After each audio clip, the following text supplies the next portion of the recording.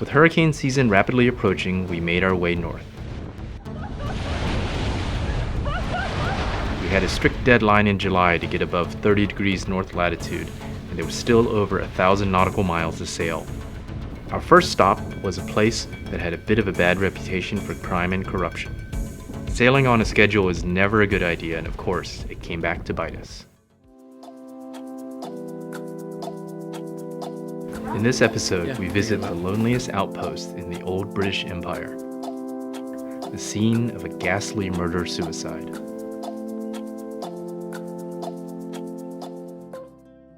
After checking in, we got a 72-hour permit to visit Los Haitises National Park. To give you an idea of how few cruisers go there, even though it was over 1,600 square kilometers and one of their crown jewels, we were the only boat anchored there. The contrast to the BVIs, where we just came from, could not be bigger. The name Haiti means hilly land in the indigenous Taino language. The majority of the area is a big limestone plateau that is caved in parts, leaving pillars and caves that form the dramatic landscape along with the mangroves that host a huge diversity of animals and birds. And mosquitoes. Our permit expired too soon, so we headed out of the park and found a grove of coconut palms, and the boys decided to have a little competition. We steal some coconuts! They bite hard? You tell me. Where are they? No, I'm afraid, man. No, they don't bite you. Felix, with the impulsiveness of a typical 19-year-old, quickly climbed the nearest tree, which happened to be quite low but only had a few coconuts. One more. I, on the other hand, found the tree with the most coconuts, and of course, that was the tallest tree too. The legs got... Kind of. Not really. So I came up with a plan. While I was slowly but safely inching my way up the tree, Mia and Felix on the ground were getting eaten alive by no-see-ums. But my mind was fixated on those coconuts, so nothing was going to stop me from getting them. Maybe it looks only because it's different. Oh! How was that? Where's the one? Those coconuts better be amazing. The final count was 20 coconuts.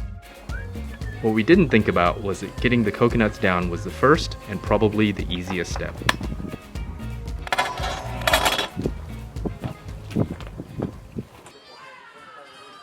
With the hurricane season clock ticking, we did a whirlwind tour of the Dominican Republic, visiting Samana, Cabarete, and Santo Domingo in less than a week. It was refreshing to see people living their normal lives rather than the Eastern Caribbean, where it felt like tourism dominated. It was a reminder that we should go off the beaten path more often to see cultures less molded by tourism. Felix even got to practice his dance moves.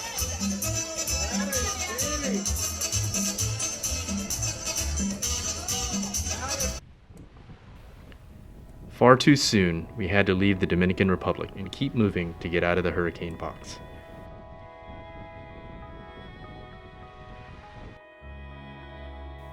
And then it happened. Shortly after motoring out of a narrow reef pass with strong current, our trusty, efficient, but complicated Volvo engine died suddenly. With light winds and no working engine, we were happy to have the mizzen ballooner.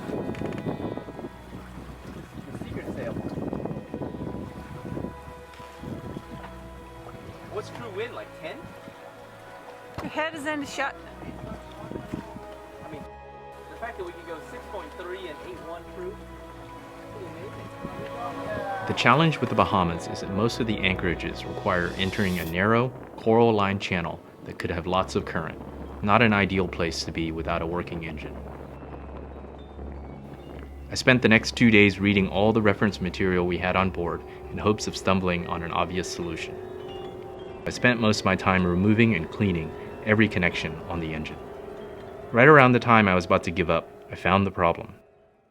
With the problem fixed, we made a near 180-degree turn.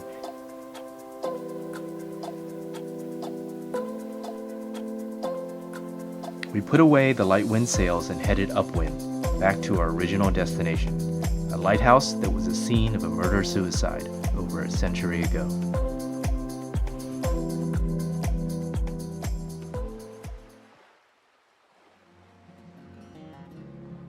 Built in 1876, Bird Rock Lighthouse was known as the loneliest lighthouse in the British Empire. an architectural gem that rises from a small rocky island in the southern Bahamas. This story involves two young cousins seeking adventure, Brits by the name of Stephen Brock and his wife Mabel, and John Brock and his wife Annie, who signed up to be lighthouse keepers on Bird Rock. The wives were childhood friends, and so to all of them, this seemed like a dream assignment. The novelty and their young adventurous spirit sustained them, and for a period, they reveled in their new lives on this tropical outpost. Because of its isolation and difficult approach, supply ships would only come twice a year, so they had to bring most of what they needed to sustain and entertain themselves. The lighthouse storeroom had almost everything you needed for these long periods of isolation, and one day Mabel found out just how well stocked it was. There was a coffin with lead weights and instructions on how to perform a sea burial. Annie had a bad dream about the coffin, and her husband John assured her that every remote lighthouse had that just in case, but it certainly wouldn't be used for her. Some time passed, and suddenly Mabel grew ill, and despite all of their efforts with the supplies they had in that storeroom, she died, and the coffin was put to use. At first, Stephen didn't want John nor Annie's sympathy, and seemed to want to process the loss on his own, but he grew increasingly withdrawn from them, and being on a small island, they started to grow concerned. 2 months after Mabel's death, during a memorial ceremony, Stephen snapped, blamed John and Annie for Mabel's death, and lunged at them. From that point on, their dream turned into a constant nightmare. Stephen constantly threatened them, beat on their door at night, and spent most of his free time sharpening a large knife. At first, John and Annie stuck together at all times, carrying a weapon just in case. But Annie was pregnant and eventually couldn't follow John up the lighthouse steps. A few months later, Stephen finally calmed down, or so they thought. One night, seeing Stephen relaxing at the spot where Mabel's body was lowered into the ocean, John felt secure enough to run up the stairs to light the beam for the night. After a few minutes, Annie had a bad feeling that something was going to happen, and grabbed her gun and went to the base of the lighthouse, and thankfully only heard her husband's footsteps going up the tower and then to the outer walkway. Then, out of nowhere, she heard an animalistic scream from Stephen, who had snuck in before John and was waiting for him on the platform. After hearing her husband scream in pain, she dragged her very pregnant self up the steps to find her bleeding husband struggling with Stephen. She raised her gun, but it was too late, and she watched helplessly as both men went over the railing onto the rocks below, and just as quickly saw the waves wash their bodies into the sea. Overcome with emotion, Annie fainted, and when she woke up, she didn't dare to open her eyes and prayed that it was just a bad dream. When reality kicked in, she felt she would not be able to survive alone with a newborn on Bird Rock, and said one final prayer and prepared to throw herself over the railing. At the last second, she was overcome by her obligation to their unborn child, and over the next few weeks, while struggling with loneliness, depression, and fear, and climbing the steps in her third trimester, still managed to light the lamp to warn any passing ships. Eventually, the labor pains came, and as she dealt with it alone, the storm intensified, and she hoped that she had put enough oil in the lamp to last through a second night. A ship was passing, and unfortunately, the oil ran out and didn't warn the ship of the hazard before it smashed against a reef, and they all had to abandon ship. One sailor, Allison, didn't make it to the life raft in time, and grabbed a chair and jumped off before the sinking ship took him under. After a terrible stormy night clinging onto that chair, he washed up on Bird Rock and found a distraught, nearly dead Annie clinging to her newborn baby. Over the next few months, Allison, with Annie's instructions, took over tending to the lighthouse and helped nurse Annie and the baby back to health. Their chance meeting and the adversity they overcame grew into love, and a year after returning to England, they married and remained so for the rest of their lives.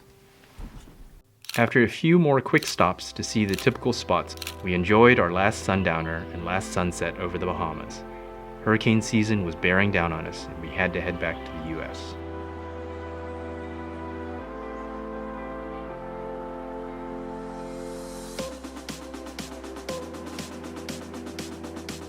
With some weather coming, we had to cross the shallow, coral balmy-filled yellow banks faster than we would have liked.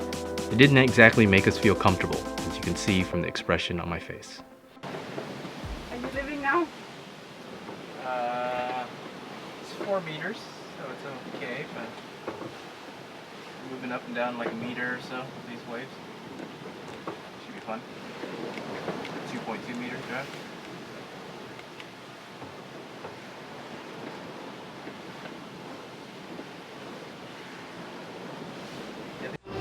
How does it feel to be back in the US? A bit weird. Tenga coming to America.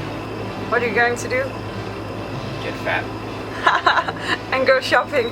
Buy everything on Amazon. Alright, two blondes holding the flags. Let's see what the reaction is. Yeah, coming in. No, what